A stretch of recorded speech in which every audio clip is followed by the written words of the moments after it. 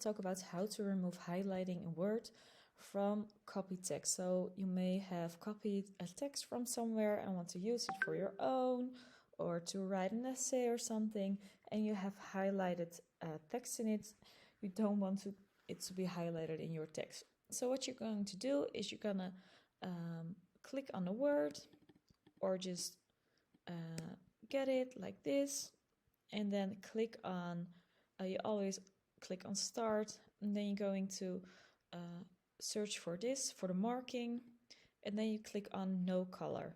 And this is how you remove and highlight. So I'm gonna drag my mouse over copy so it's selected.